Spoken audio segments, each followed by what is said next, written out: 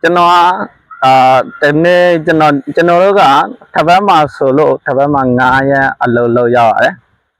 9ရက်ထဲမှာကျွန်တော်ဆိုလို့ရှိရင်ဒီဘင်္ဂလားမှာဆိုလို့ရှိရင်တနင်္ဂနွေကနေတနင်္လာအင်္ဂါဗုဒ္ဓဟုကျက်တော်တဲ့9ရက်လောက်ရောက်ရတယ်ဒီ9ရက်ထဲမှာကျွန်တော်အပျော်ဆုံးရက်ဆိုလို့ရှိရင်ကျက်တော်တဲ့ရဲ့နေလေကျော်အချင်းဆိုလို့ရှိရင်ကျွန်တော်ဓာတ်အပျော်တယ်ဘာလို့ဆိုတော့နောက်တောက်ကြစနေနေ့ရက်အလုပ်ပိတ်တယ်ဆိုတော့ကျွန်တော်ဓာတ်အပျော်တယ်တခြားကျွန်တော်လိုမျိုးဝန်ထမ်းတွေလည်းပျော်မယ်လို့ကျွန်တော်ထင်ပါတယ်အခုကကျွန်တော်ဒီနေ့ဆိုကျွန်တော်ဒီနေ့ကြာတာလို့ဒီနေ့ကျွန်တော်ဘယ်လိုအလုပ်ကနေဆင်းလာတာဒါနဲ့ဒီလိုတခြားကျွန်တော်လိုမျိုးဘယ်လိုပြောမလဲဝန်တန်းတွေရှိလို့ရှိရင်ကျွန်တော်လိုမျိုးဝန်တန်းတွေကလည်းဒီလိုတောက်ကြစနေနေ့ရက်အားရရတယ်ဆိုတော့တအားပျော်ပါပဲနောက်ကျွန်တော်ကနောက်တစ်ခုရှိရကျက်တဲ့နေ့ဆိုလို့ရှိရင်ကျွန်တော်နေလေကြော်ရင်ပျော်တာဒါပေမဲ့စ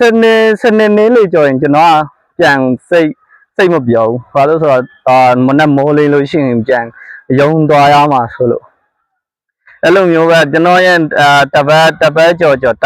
ပတ်ထဲမှာပျော်တဲ့ရက်တွေရှိတယ်လို့မပျော်တဲ့ရက်လည်းရှိရဲ့ကျွန်တော်အကြောင်းပြတယ်ဆိုတော့ကျောင်းမှာတော့လို့ရှိရင်ကျောင်းကခလေးတွေနဲ့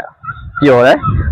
ဒါပေမဲ့တစ်ခါတလေကြာရင်ကျွန်တော်ကျောင်းမှာလည်းမပျော်ဘူးအိမ်မှာမိဘတွေမိသားစုထဲမှာတယောက်ကြမ်းမာရင်မကောင်းတာရှိလို့ရှိရင်ရော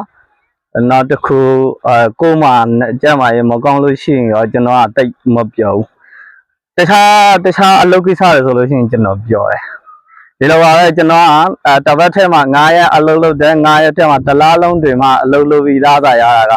ဘင်္ဂလားငွေ1000နဲ့မှ3000ပဲဒါတော့မှကျွန်တော်အခုလုပ်နေတဲ့အလုပ်ဆိုလို့ရှိရင်မနေ့9နာရီကနေတွားပြီးတော့နေ့လေ1နာရီကျော်တိလို့ရတယ်ဒီလိုပဲအဲ့လိုမျိုး4နာရီထိအလုပ်လုပ်ပြီးမှတော့တလားမှာ1000နဲ့3000ပဲရတာပေမဲ့ကတော့မမဲနဲ့တော့တနေကုန်ချွဲထအောင်စာသင်ပြရတာလဲတအားပင်ပဲကျွန်တော်ကြောင်းပြတယ်ကြောင်းမှာလဲမရှိဘူးသင်္ကားတယ်တိတ်မရှိဘူးအဲ့လိုနဲ့ကျွန်တော်တနေကုန်မဟုတ်4နာရီတိကျွန်တော်4နာရီတိဆိုတော့မနေ့9နာရီကနေနေ့လေ